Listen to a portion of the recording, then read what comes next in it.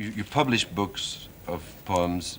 Other people call you a poet. You live with the idea of poetry. You live with the notion of being a poet.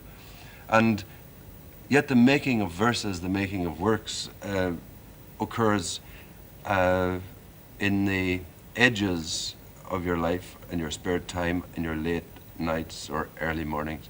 I wanted to come at the business of poetry with a kind of a grown man's attention, not to make it a job, but to try it as a life for a while. You could say in one of your poems, Digging, I mean, you actually do say the pen is mightier than the plough.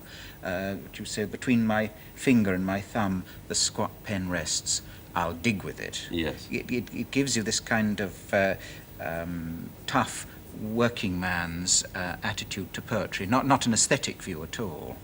But it is, right? It's not an aesthetic view, but it is a kind of aesthetic, if you like. Yes. In that I think that there's one kind of poet whose action is to dig in to discover himself.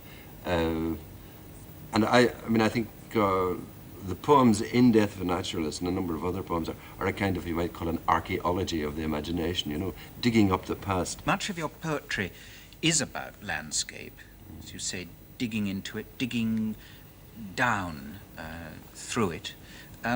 What is it particularly that affects you about the Irish landscape?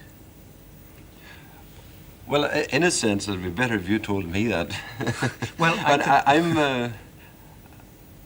Let's say if you're involved with poetry, you're involved with words, and my words, the words for me, seem to have more nervous energy when they are touching territory that I know, that I live with. I don't think of the Irish landscape. I mean, I'm self-conscious when you say that to me.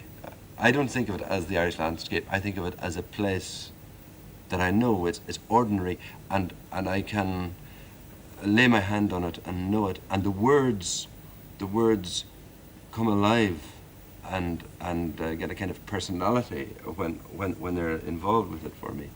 In other words, the landscape is image, and it's almost an element to work with, as much as it is an object of admiration or description or whatever, more than it is.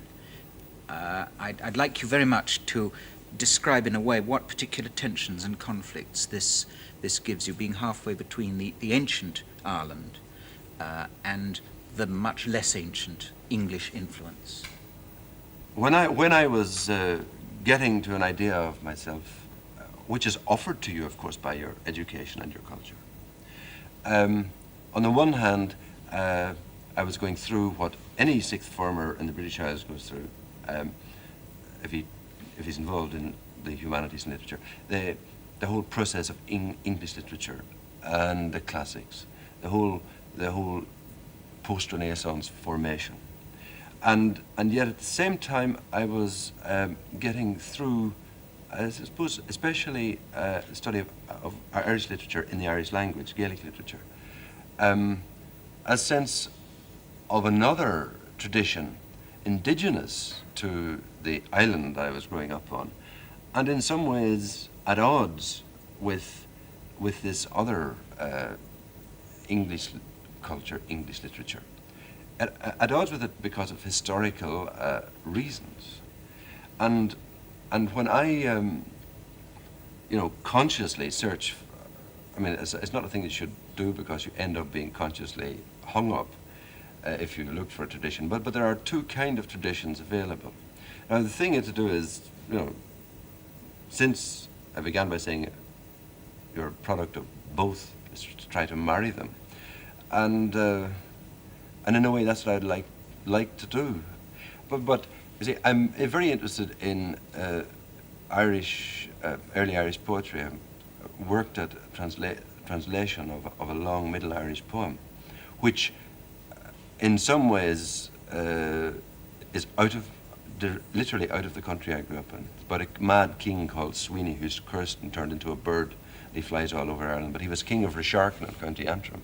So I'm working at that on the one hand. On the other hand, I'm fascinated by Anglo-Saxon.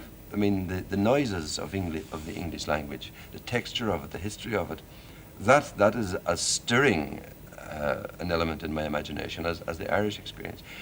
I mean, I once wrote that I thought of the English influence as a kind of consonant, and the Irish experience as a vowel, and that I would like to make works that would be vocables, adequate, the vowels and the consonants turning into a harmony of some kind.